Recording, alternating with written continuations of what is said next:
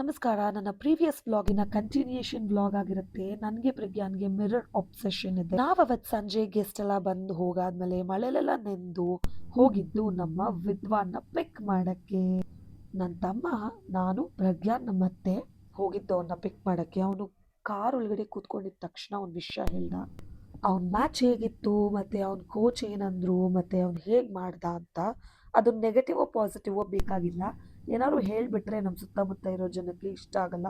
ಸ್ವಲ್ಪ ಹೊಟ್ಟೆ ಕಿಚ್ಚಿರೋರೇ ಇದ್ದಾರೆ. ಅದಕ್ಕೋಸ್ಕರ ಒಳ್ಳೆ ವೆದರ್ ಇತ್ತು. ನಮ್ಮ ಅತ್ತೆ ತಿರ್ಗಾ ವ್ರತ ಸ್ಟಾರ್ಟ್ ಮಾಡಿದ್ದಾರೆ.